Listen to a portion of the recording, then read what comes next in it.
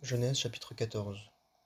Et il arriva, au jour d'Amraphel, roi de Shinar, d'Arioc, roi des Lazars, de Kédor-Laomer, roi d'Élam, et de Tidal, roi des nations, qu'ils firent la guerre contre Béra, roi de Sodome, et contre Birsha, roi de Gomorre, contre Shinéab, roi d'Adama, et contre Sheméber, roi de Tséboïm, et contre le roi de Béla, qui est Tsoar. Ceux-ci se joignirent dans la vallée de Siddim, qui est la mer Salée. 12 ans, ils avaient été asservis à Kédor-Laomer, mais la 13e année, ils se révoltèrent. Et la 14e année, Kédor-Laomer vint, et les rois qui étaient avec lui, ils frappèrent les Réphaïm et les Ashteroth-Karnaïm, et les Ouzim à Ham, et les Émim à Shavé-Kiriathaïm, et les Horiens dans leurs montagnes de Séhir, jusqu'à El-Paran, qui est près du désert. Et ils retournèrent et vinrent à An-Mishpat, qui est à Kadès, et ils frappèrent toute la contrée des Amalékites, et aussi les Amoréens qui habitaient à Hatsathon-Tahamar. Et le roi de Sodome, et le roi de Gomorre, et le roi d'Adma, et le roi de Tséboïm, et le roi de Béla, qui est Tsoar, sortirent et se rangèrent en bataille contre eux dans la vallée de Siddim, contre Kédor-Laomer, roi d'Élam, et Tidal, roi des nations, et Amraphel, roi de Shinar, et Arioc, roi des Lazars, 4 rois contre 5. Et la vallée de Siddim était pleine de puits de bitume, et les rois de Sodome et de Gomorre s'enfuirent, et y tombèrent, et ceux qui restèrent s'enfuirent dans la montagne. Et ils prirent tous les biens de Sodome et de Gomorre, et tous leurs vivres, et ils s'en allèrent. Ils prirent aussi Lot, fils du frère d'Abram, et son bien, et ils s'en allèrent. Car Lot habitait dans Sodome. Et un homme, qui était réchappé, vint et le rapporta à Abram, l'Hébreu, qui demeurait auprès des chênes de Mamré, l'Amoréen, frère d'Eshcol et frère d'Aner. Ceux-ci étaient alliés d'Abram. Et Abram apprit que son frère avait été emmené captif, et il mit en campagne ses hommes exercés, 318 hommes, nés dans sa maison, et poursuivit les rois jusqu'à Dan. Et il divisa sa troupe, et se jeta sur eux de nuit, lui et ses serviteurs. Et il les frappa, et les poursuivit jusqu'à Oba, qui est à gauche de Damas. Et il ramena tout le bien, et ramena aussi Lot, son frère, et son bien, et aussi les femmes et le peuple. Et comme il s'en revenait après avoir frappé Kédor-Laomer et les rois qui étaient avec lui, le roi de Sodome sortit à sa rencontre dans la vallée de Shavé, qui est la vallée du roi. Et Melchisédek, roi de Salem, fit apporter du pain et du vin. Or, il était sacrificateur du Dieu Très-Haut. Et il le bénit, et dit, béni soit Abraham de par le Dieu Très-Haut, possesseur des cieux et de la terre. Et béni soit le Dieu Très-Haut, qui a livré tes ennemis entre tes mains. Et Abraham lui donna la dîme de tout. Et le roi de Sodome dit à Abraham, donne-moi les personnes, et prends les biens pour toi. Et Abraham dit au roi de Sodome, j'ai levé ma main vers l'Éternel, le Dieu Très-Haut, possesseur des cieux et de la terre. Si, depuis un fils jusqu'à une courroie de sandales, oui, si de tout ce qui est à toi je prends quoi que ce soit, afin que tu ne dises pas, moi j'ai enrichi Abraham, sauf seulement ce qu'ont mangé les jeunes gens, et la part des hommes qui sont alliés avec moi, Aner, Eshcol et Mamré, eux, ils prendront leur part. Évangile de Matthieu, chapitre 13. Et en ce jour-là, Jésus, étant sorti de la maison, s'assit près de la mer. Et de grandes foules étaient rassemblées auprès de lui, de sorte que, montant dans une nacelle, il s'assit, et toute la foule se tenait sur le rivage. Et il leur dit beaucoup de choses par des paraboles, disant, voici, un semeur sortit pour semer. Et comme il semait, quelques grains tombèrent le long du chemin, et les oiseaux vinrent et les dévorèrent. Et d'autres tombèrent dans les endroits rocailleux, où il n'avait pas beaucoup de terre. Et aussitôt ils levèrent, parce qu'il n'avait pas une terre profonde. Et le soleil s'étant levé, ils furent brûlés, et parce qu'ils n'avaient pas de racines, ils séchèrent. Et d'autres tombèrent entre les épines, et les épines montèrent et les étouffèrent. Et d'autres tombèrent sur une bonne terre et produisirent du fruit, l'un 100, l'autre 60, l'autre 30. Qui a des oreilles pour entendre, qu'il entende. Et les disciples s'approchant lui dirent, pourquoi leur parles-tu en parabole? Et lui, répondant, leur dit, c'est parce qu'à vous il est donné de connaître les mystères du royaume des cieux, mais à eux il n'est pas donné. À quiconque a, il sera donné, et il sera dans l'abondance. Mais à quiconque n'a pas, cela même qu'il a sera ôté. C'est pourquoi je leur parle en parabole, parce que voyant ils ne voient pas, et qu'entendant ils n'entendent ni ne comprennent. Et par eux s'accomplit la prophétie d'Ésaïe qui dit, en entendant vous entendez et vous ne comprendrez point, et en voyant vous verrez et vous n'apercevrez point. Car le cœur de ce peuple s'est épaissi, et ils ont ouï dur de leurs oreilles, et ils ont fermé leur cœur, de peur qu'ils ne voient des yeux, et qu'ils n'entendent des oreilles, et qu'ils ne comprennent du cœur, et qu'ils ne se convertissent, et que je ne les guérisse. Et bienheureux sont vos yeux, car ils voient, et vos oreilles, car elles entendent. Car en vérité, je vous dis, que plusieurs prophètes et plusieurs justes ont désiré de voir les choses que vous voyez, et ils ne les ont pas vues, et d'entendre les choses que vous entendez, et ils ne les ont pas entendues. Vous donc, écoutez la parabole du semeur. Toutes les fois que quelqu'un entend la parole du royaume et ne la comprend pas, le méchant vient et ravit ce qui est semé dans son cœur. C'est là celui qui a été semé le long du chemin. Et celui qui a été semé sur les endroits rocailleux, c'est celui qui entend la parole et qui la reçoit aussitôt avec joie, mais il n'a pas de racine en lui-même, mais n'est que pour un temps. Et quand la tribulation ou la persécution survient à cause de la parole, il est aussitôt scandalisé. Et celui qui a été semé dans les épines, c'est celui qui entend la parole, et les soucis de ce siècle et la tromperie des richesses étouffent la parole, et il est sans fruit. Et celui qui a été semé sur la bonne terre, c'est celui qui entend et comprend la parole, qui aussi porte du fruit, et produit l'un 100, l'autre 60, l'autre 30. Il leur proposa une autre parabole, disant, le royaume des cieux a été fait semblable à un homme qui semait de bonnes semences dans son champ. Mais pendant que les hommes dormaient, son ennemi vint et sema de l'ivraie parmi le froment, et s'en alla.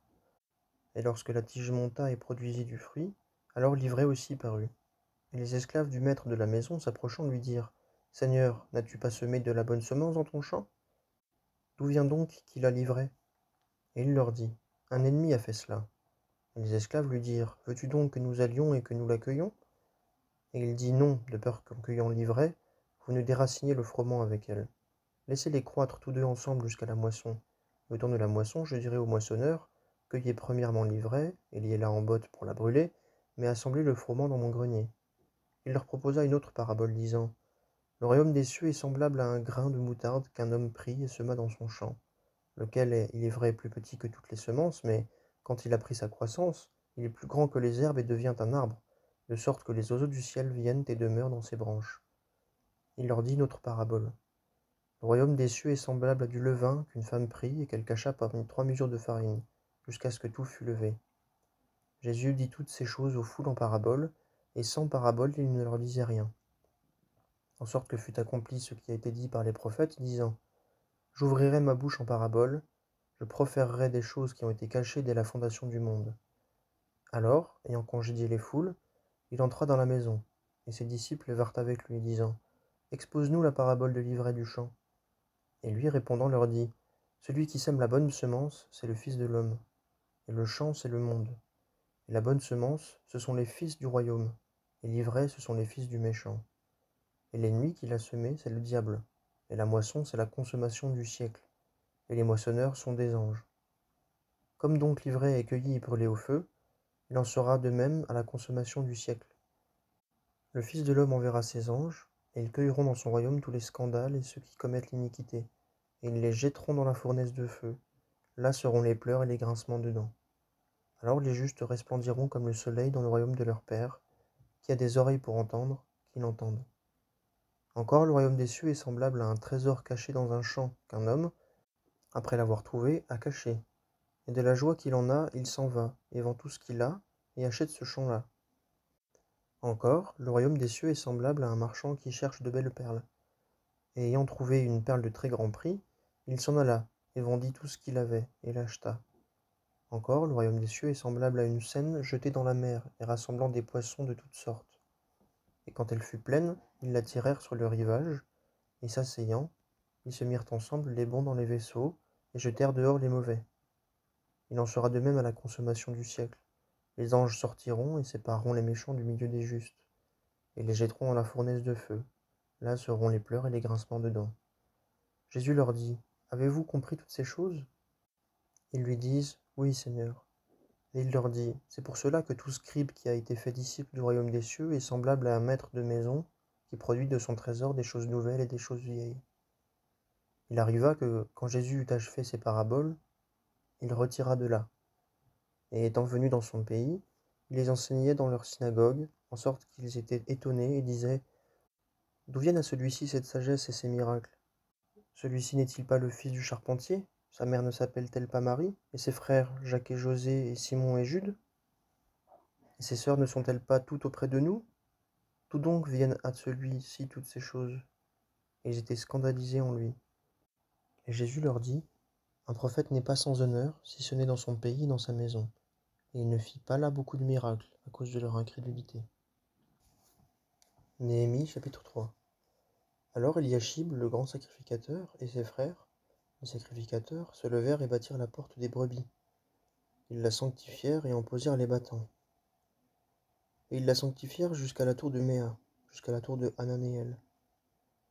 Et à côté d'eux bâtirent les hommes de Jéricho, et à côté d'eux bâtit Zakour, fils d'Imri. Et les fils de Séna bâtirent la porte des poissons, ils en firent la charpenterie, et en posèrent les battants, les verrous et les barres. Et à côté d'eux répara Mérémoth, fils d'Uri, fils d'Akots. Et à côté d'eux répara Meshulam, fils de Berekia, fils de Méchézabel. Et à côté d'eux répara Tsadok, fils de Baana.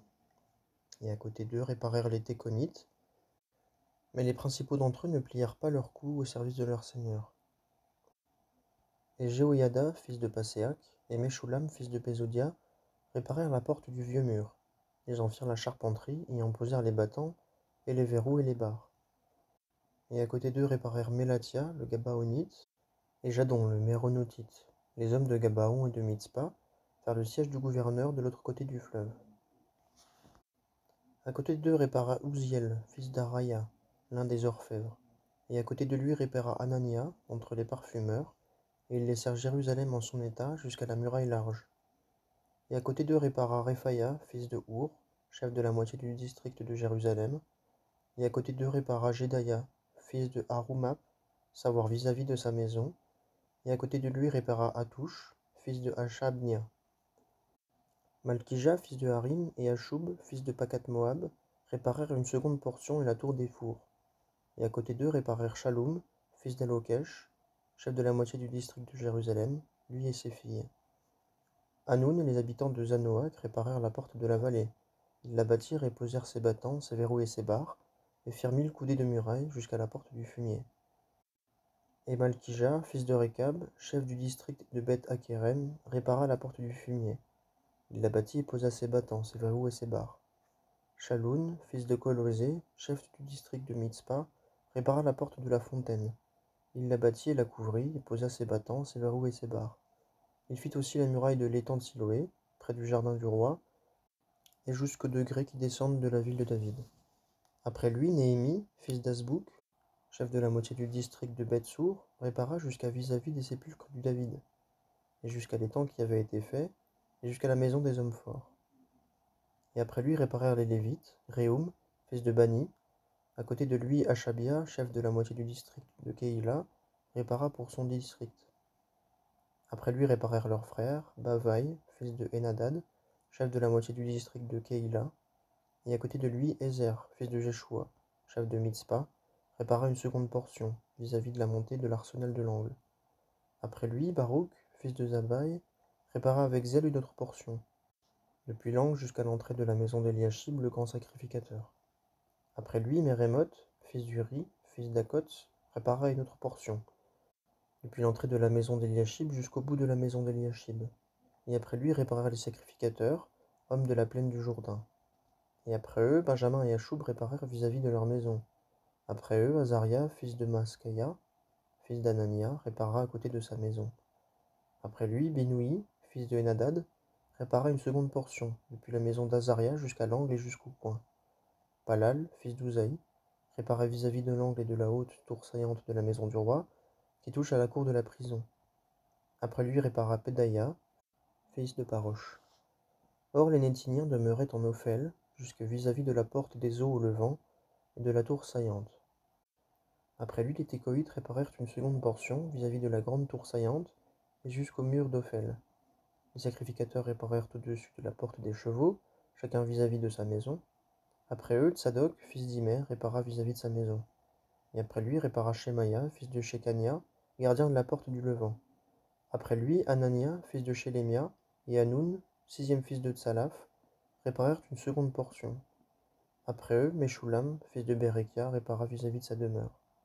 Après lui, Malkija, d'entre les orfèvres, répara jusqu'à la maison des Nétiniens et des commerçants, vis-à-vis de la porte de Mifkad, et jusqu'à la montée du coin. Et entre la montée du coin et la porte des brebis réparèrent les orfèvres et les commerçants. Actes des Apôtres, chapitre 13. Or il y avait à Antioche, dans l'assemblée qui était là, des prophètes et des docteurs, et Barnabas et Siméon, appelé Niger, et Lucius le Cyrénéen, et Manaën, qui avait été nourri avec Hérode le tétrarque, et Saul. Et comme ils servaient le Seigneur et jeûnaient, l'Esprit Saint dit, mettez-moi maintenant à part Barnabas et Saul, pour l'œuvre à laquelle je les ai appelés. Alors, ayant jeûné et prié, et leur ayant imposé les mains, ils les laissèrent aller. Eux donc, ayant été envoyés par l'Esprit, descendirent à Séleucie, et de là ils firent voile pour Chypre. Et quand ils furent à Salamine, ils annonçaient la parole de Dieu dans les synagogues des Juifs, et ils avaient aussi Jean pour serviteur. Et ayant traversé toute l'île jusqu'à Paphos, ils trouvèrent un certain homme, un magicien, faux prophète juif, nommé Bar-Jésus, qui était avec le proconsul Serge Paul, homme intelligent. Celui-ci, ayant fait appeler Barnabas et Saul, demanda à entendre la parole de Dieu. Mais Élymas, le magicien, car c'est ainsi que son nom s'interprète, leur résistait, cherchant à détourner le proconsul de la foi. Et Saul, qui était aussi appelé Paul, étant rempli de l'Esprit Saint, fixant ses yeux sur lui, lui dit, ô homme plein de toute fraude et de toute méchanceté, fils du diable, ennemi de toute justice, ne cesseras-tu pas de pervertir les voies droites du Seigneur? Et maintenant voici, la main du Seigneur est sur toi, et tu seras aveugle, sans voir le soleil pour un temps. Et à l'instant, une obscurité et des ténèbres tombèrent sur lui. Et se tournant de tous côtés, il cherchait quelqu'un qui le conduisît par la main. Alors le proconsul, voyant ce qui était arrivé, crut, étant saisi par la doctrine du Seigneur. Et faisant voile de Paphos, Paul et ses compagnons se rendirent à Perge de Pamphylie. Mais Jean, s'étant retiré d'avec eux, s'en retourna à Jérusalem. Et eux, étant partis de Perge, traversèrent le pays et arrivèrent à Antioche de Pisidie, et étant entrés dans la synagogue le jour du Shabbat, ils s'assirent. Et après la lecture de la loi et des prophètes, les chefs de la synagogue leur envoyèrent dire, hommes, frères, si vous avez quelques paroles d'exhortation pour le peuple, parlez. Et Paul, s'étant levé et ayant fait signe de la main, dit, hommes israélites, et vous qui craignez Dieu, écoutez. Le Dieu de ce peuple choisit nos pères et éleva haut le peuple pendant son séjour au pays d'Égypte. Et il les en fit sortir à bras élevés, et il prit soin d'eux dans le désert, comme une mère, environ 40 ans. Ayant détruit 7 nations au pays de Canaan, il leur en donna le pays en héritage. Après ces choses, jusqu'à environ 450 ans, il leur donna des juges, jusqu'à Samuel le prophète. Et puis ils demandèrent un roi, et Dieu leur donna Saül, fils de Kis, homme de la tribu de Benjamin, pendant 40 ans. Et l'ayant ôté, il leur suscita David pour roi, duquel aussi il dit en lui rendant témoignage, j'ai trouvé David, le fils de Jessé, un homme selon mon cœur, qui fera toute ma volonté. De la semence de cet homme, Dieu, selon sa promesse, a amené à Israël un sauveur, Jésus. Jean ayant déjà, immédiatement avant son arrivée, prêché le baptême de repentance à tout le peuple d'Israël. Et comme Jean achevait sa course, il dit, qui pensez-vous que je sois? Je ne le suis pas, moi, mais voici, il en vient un après moi, des pieds duquel je ne suis pas digne de délier la sandale. Homme frère, fils de la race d'Abraham, à vous et à ceux qui parmi vous craignent Dieu, la parole de ce salut est envoyée. Car ceux qui habitent à Jérusalem et leurs chefs, n'ayant pas connu Jésus, ni les voix des prophètes qui se lisent chaque Shabbat, ont accompli celle-ci en le jugeant. Et quoiqu'ils ne trouvassent en lui aucun crime qui fût digne de mort, ils prièrent Pilate de le faire mourir. Et après qu'ils eurent accompli toutes les choses qui sont écrites de lui, ils le descendirent du bois et le mirent dans un sépulcre. Mais Dieu l'a ressuscité d'entre les morts. Et il a été vu plusieurs jours par ceux qui étaient montés avec lui de Galilée à Jérusalem, qui sont maintenant ses témoins auprès du peuple. Et nous vous annonçons la bonne nouvelle quant à la promesse qui a été faite aux pères, que Dieu l'a accomplie envers nous, leurs enfants, ayant suscité Jésus, comme aussi il est écrit dans le psaume second, tu es mon fils, moi je t'ai aujourd'hui engendré. Or, qu'il l'ait ressuscité d'entre les morts, pour ne devoir plus retourner à la corruption, il l'a dit ainsi, je vous donnerai les grâces assurées de David. C'est pourquoi il dit aussi dans un autre endroit, tu ne permettras point que ton sein voie la corruption. Car David, après avoir en sa propre génération servi au conseil de Dieu, s'est endormi et a été réuni à ses pères, et a vu la corruption. Mais celui que Dieu a ressuscité n'a pas vu la corruption. Sachez donc, hommes frères, que par lui vous est annoncée la rémission des péchés, et que de tout ce dont vous n'auriez pu être justifié par la loi de Moïse, quiconque croit est justifié par lui. Prenez donc garde qu'il ne vous arrive ce qui est dit dans les prophètes. Voyez, contemplez et étonnez-vous, et soyez anéantis, car moi je fais une œuvre en vos jours, une œuvre que vous ne croiriez point si quelqu'un vous la racontait. Et comme ils sortaient, ils demandèrent que ces paroles leur fussent annoncées le Shabbat suivant. Et la synagogue s'étant dissoute, plusieurs des Juifs et des prosélytes qui servaient Dieu suivirent Paul et Barnabas, qui leur parlant, les exhortaient à persévérer dans la grâce de Dieu. Et le Shabbat suivant, presque toute la ville fut assemblée pour entendre la parole de Dieu. Mais les Juifs, voyant les foules, furent remplis de jalousie et contredirent à ce que Paul disait, contredisant et blasphémant. Et Paul et Barnabas, s'enhardissant, dirent: C'est à vous premièrement qu'il fallait annoncer la parole de Dieu, mais puisque vous la rejetez, et que vous nous jugez vous-même indignes de la vie éternelle, voici, nous nous tournons vers les nations. Car le Seigneur nous a commandé ainsi: Je t'ai établi pour être la lumière des nations, afin que tu sois en salut jusqu'au bout de la terre. Et lorsque ceux des nations entendirent cela, ils s'en réjouirent, et ils glorifièrent la parole du Seigneur. Et tous ceux qui étaient destinés à la vie éternelle crurent. Et la parole du Seigneur se répandait par tout le pays, mais les Juifs excitèrent les femmes de qualité qui servaient Dieu et les principaux de la ville.